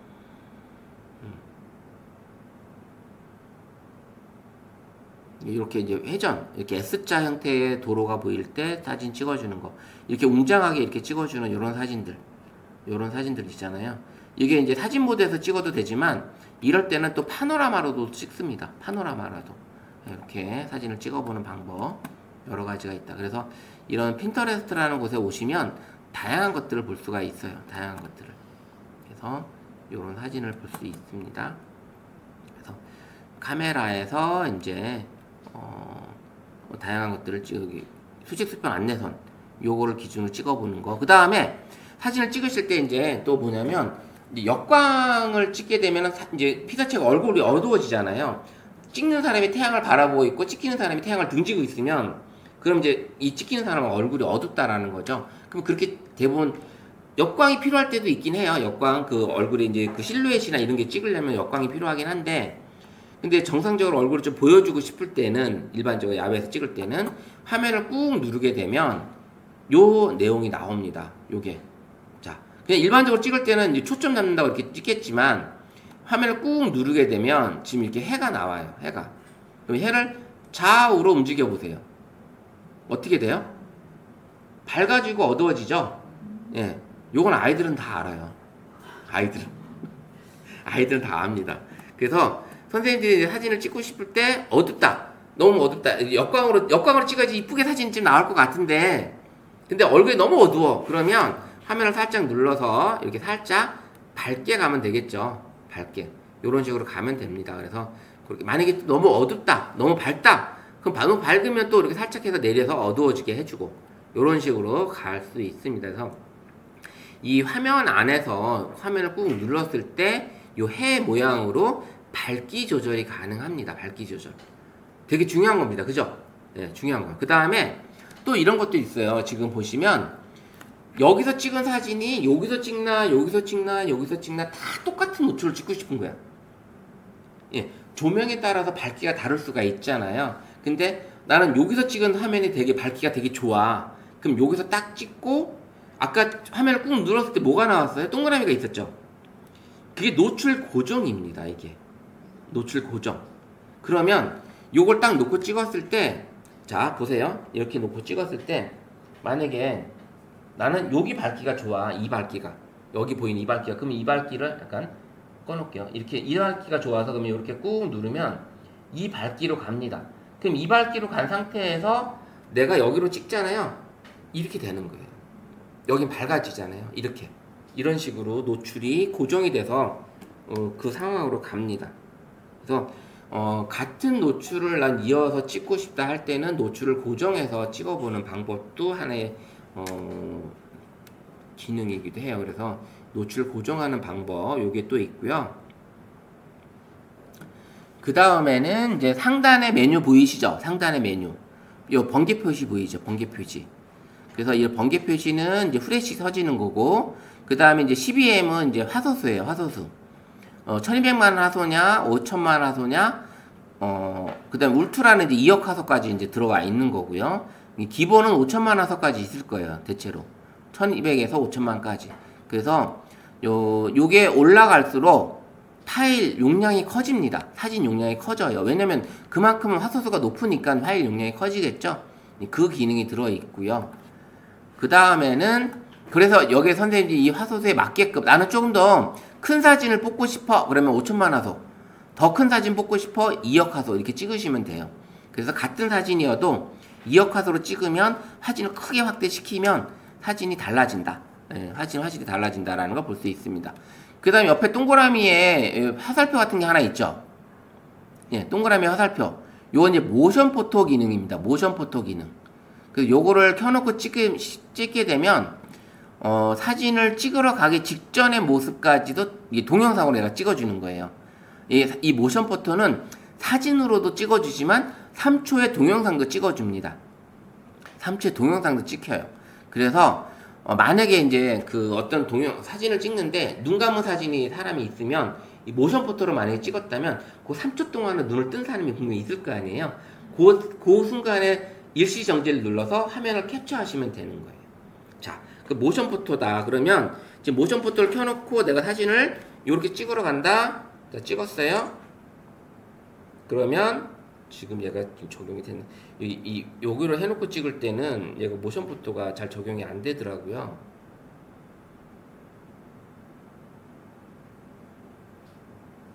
이 렌즈를 연결해놓고 찍을 때는 얘가 모션 포토 인식을 잘 못해요.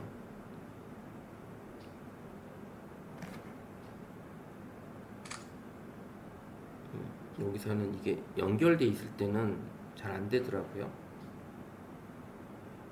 그래서 이게 클릭하게 되면 모션 포토라는 사진이 이제 뜹니다. 모션 포토 보기가. 그래서 그렇게 사진을 볼 수가 있습니다. 그래서 모션 포토 보는 기능이 들어있다. 그리고 모션 포토 요 기능이 켜져 있으면 된다. 자, 한번 볼게요. 다시 이렇게 모션 포토에 대한 설명을 내가 해줄 수가 있어요.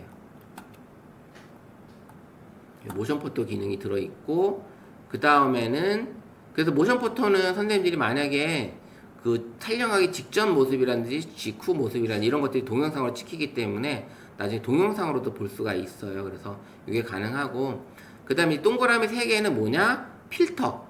사진을 찍을 때 나는 필터를 적용해서 찍고 싶다. 그럼 색감이 달라집니다. 이렇게 눌러보면 색감이 달라지는 게 보이시죠? 이렇게 나는 찍고 싶다라고 할 수가 있어요. 그래서 가장 많이 마음에 드는 필터로 난 인스타그램 사진을 좀 찍고 싶어 그러면 그 인스타그램에 맞는 그런 필터를 선택을 해서 사진을 찍으시면 되겠죠. 그렇게 이런 관련된 걸로 사진을 또 찍을 수가 있다. 필터 기능이 들어있습니다. 필터. 이 동그라미 이 필터 3개 있는 거는 어느 사진 앱이든 다 동그라미 3개가 있어요.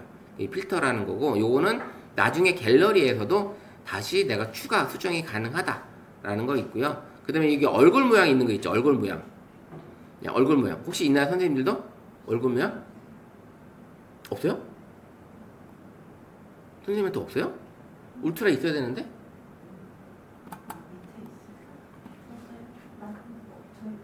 자, 밑에 있어요. 그럼 밑에? 밑에 여기 있어요?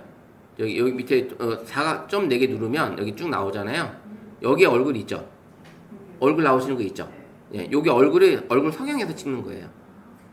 네, 살짝 성형해서 눈 키우고 그다음 뽀사지 해주고 요거 해주는 거예요. 얼굴 턱 깎고 눈 키우고 요게 이제 셀카 찍으라든지 사진 찍을 때 요걸 펴놓고 찍으시면 인물 사진을 찍을 때는 요 적용이 됩니다. 요게 가능하다라는 거. 그래서 인물 사진 찍을 때 필요하니까 요거를 켜놓고 찍으시면 돼요. 항상 많이 적용은 안 되는데 살짝 보여요. 살짝 보여요. 눈 살짝 커진 게 보이고 턱도 살짝 들어간 게 보입니다. 그렇게 할 수 있고요. 그 다음에 여기 보시면 여기 밑에 걸로 위에는 없지만 이제 밑에 점 4개 누르면 또 나오는 게 타이머 있죠. 타이머. 여기 시계 모양 생긴 거. 요거 눌러놓고 선생님들이 2초, 3초, 5초 이렇게 해놓은 거 있어요. 그러다 보면 요게 누가 세팅을 해놨는데 이거 어디서 바꾸는지 모르시는 분이 많이 있습니다. 요거 들어와서 여기 시계 모양 눌러서 2초로 하게 되면 2초 뒤에 사진이 찍히는 거잖아요. 근데 요렇게 촬영하는 거 우리 단체 사진 찍을 때 많이 찍잖아요. 그죠? 근데 요 타이머는 내가 터치와 함께 흔들릴 때 있잖아요. 이런 경우 그런 거 아니면 그 장노출 같은 거 찍을 때는 순간 터치만 해도 흔들림이 있기 때문에 미리 이렇게 타이머로 놓고 찍어 놓고 내가 손을 떼고 있으면 2초, 5초, 10초 뒤에 촬영을 하는 거잖아요. 그래서 그런 삼각대에 놓고서 내가 찍을 때, 그 다음 장노출 같은 이렇게 그런 흔들림 사진이 이제 없이 찍으려고 할 때는 이렇게 타이머를 활용해서 찍을 수도 있습니다. 그래서 타이머는 여러 가지 방법으로 응용이 가능합니다.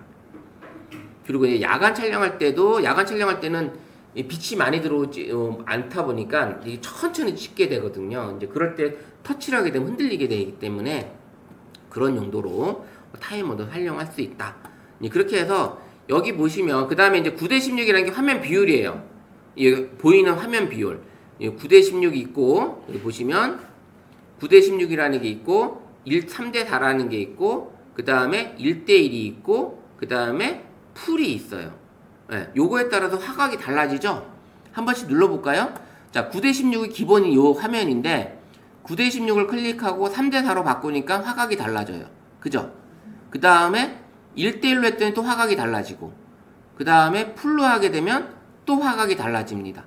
예, 요렇게 사진 찍을 때 내가 어떤 화면 규격으로 찍느냐 비율로 찍느냐에 따라서 화면에 보이는 게 조금씩 달라집니다.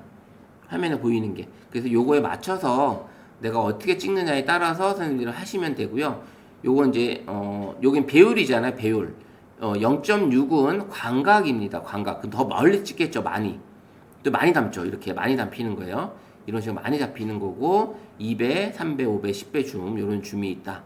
이렇게 해서 오늘은 그냥 설정 그 다음에 화면 이 메인 화면에서 보이는 요런 기능에 대해서 좀 알려드렸고요. 다음 주에는 이 밑에 인물 모드나 아니면 사진 모드나 파노라마, 동영상 뭐 이런 기능들에 대해서 사진 촬영 모드들이 있잖아요. 더보기 누르면 나오는 것들. 요 모드들에 대해서 어떻게 촬영을 하고 이 모드들은 어떤 기능을 가지고 있는지 요런 것들에 대해서 다음 주에 자세하게 알아보는 시간 가져보도록 하겠습니다. 오늘 여기까지 하고요. 고생하셨습니다. 다음 주에 뵙도록 할게요.